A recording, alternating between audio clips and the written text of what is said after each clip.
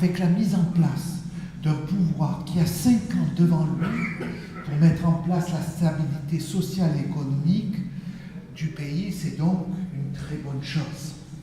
Les indicateurs devraient être plus positifs, avec l'espoir d'une croissance retrouvée de 4 à 5%, alors que là on a tourné environ 1%, 2% maximum, et une baisse du chômage assez substantielle, en particulier chez les jeunes diplômés, frappés de plein fouet par la déconfiture économique de 2011-2014.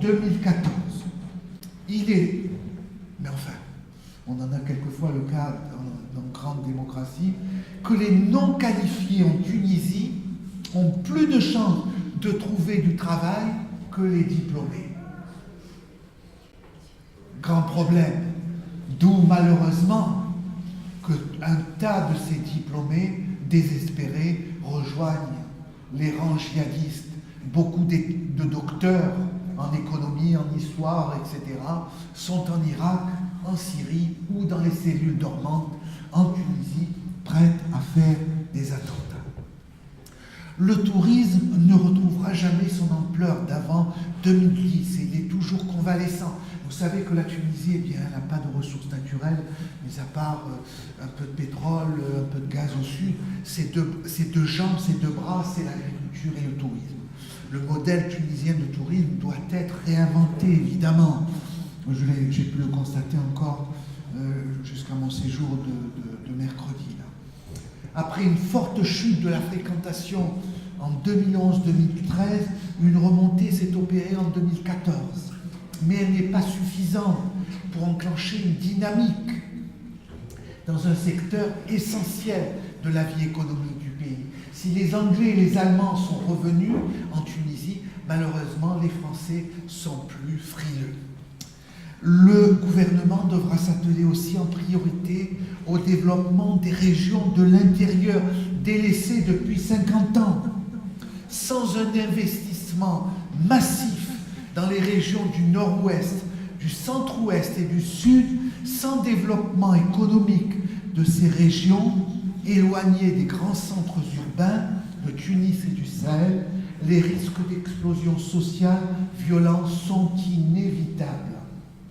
Dans le sud, où la contrebande fait déjà vivre une partie de la population, les risques de régionalisme risquent là aussi d'être attisés, et on a vu comment Monsef Marzouki en a fait la démonstration après le second tour où il a appelé à quelques manifestations violentes, en particulier dans le sud.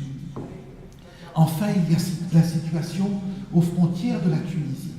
Que va-t-il se passer en Libye dans les prochains mois? Intervention militaire qui semble de plus en plus probable, débordement du conflit sur le territoire tunisien. La présence militaire dans le sud-est du pays, à ces derniers mois et ces dernières semaines, a été considérablement renforcée pour faire face à cette éventualité.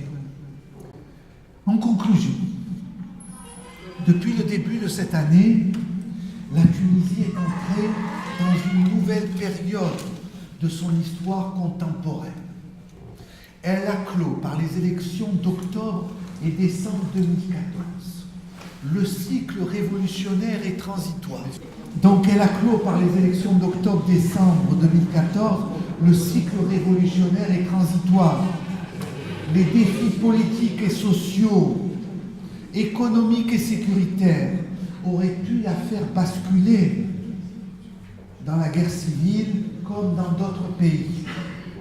La Tunisie aura été cependant épargnée par ces tragédies, par le souvenir de son passé glorieux, par l'esprit moderniste qui n'a cessé d'inspirer ces grands leaders, nourris de la pensée européenne et française en particulier, par le sens du compromis et la détestation des oppositions stériles.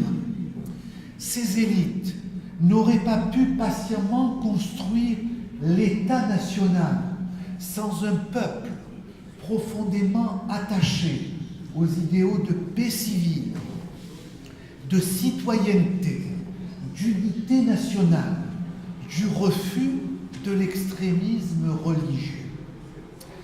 Dans son itinéraire de Paris à Jérusalem, Chateaubriand, qui revient de Terre Sainte et fait halte à Tunis et Carthage, où il vient se recueillir sur la tombe de Saint-Louis à Sidi Bou Saïd justement, note, et je le cite, « Les Tunisiens sont moins cruels et plus civilisés que d'autres peuples. » Fin de citation.